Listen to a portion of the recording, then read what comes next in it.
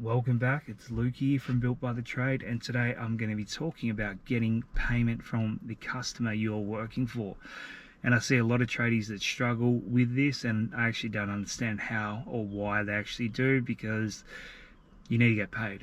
There's no doubt about it. You need the cash flow to stay in business. You just need the money for the services you provide, and you should be happy to get the payment at the end of the job. I don't understand it, but here we go. There's two scenarios I'm going to give. Scenario one, you're going to a customer's house and it's going to be a day's work or less just for a job, whatever it is. It's a small job. So you're going there to give a quote, your price up front, explain everything to the customer, and then also you explain to the customer about the job. You also explain the payment at the end.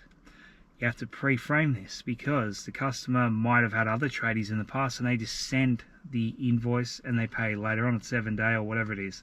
And I don't know whoever made that 7 day up, but it's bullshit. So let's work it out. Once you go through the quote with the customer, you explain that you want the payment at the end.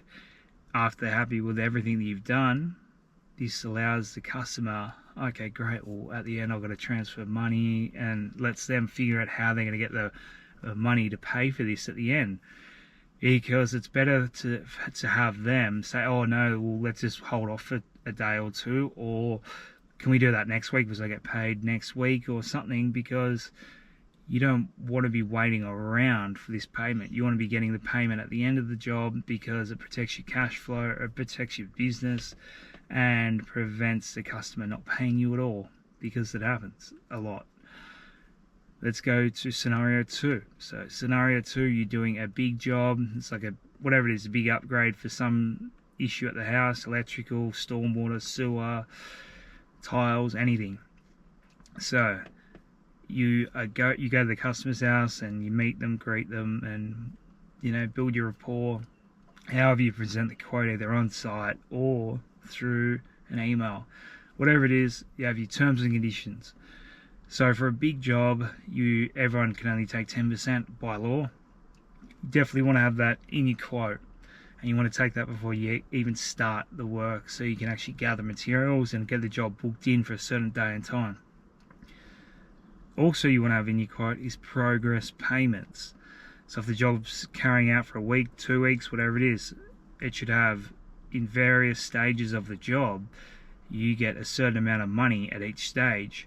So by the time the last day of the job, the handover comes around, there is only like 10 or 20% owing at the end of the job, and you're going to be taking the last payment before the job wraps up.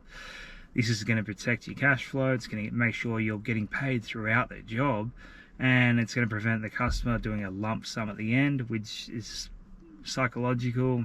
A lot of people get a bit weird about transferring big amounts of money. So if you do the progress payments, and in your terms and conditions, the customer feels better paying little chunks of money out. By the time the job comes to an end, you're fully paid by the time you're driving out the driveway.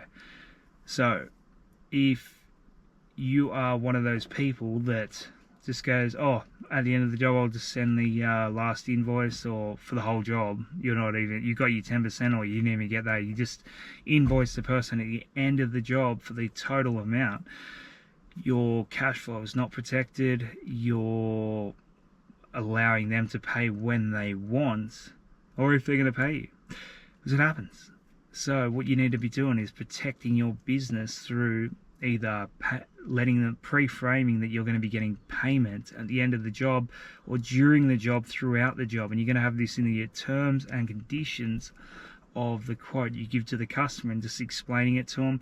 And also you're going to have, like, in your quote, that by accepting the quote, the customer understands that these are the payment conditions, and you got to get them to sign the quote and approve the quote, so you've got the paper trail. If you don't have the paper trail, then it's worst comes to worst, and there's sheriff, lawyers involved. It can go down a bad track you don't want to go down. So before you start the work, it's got to be approved. Also, your payment conditions have got to be allowed for. You got to express that to the customer.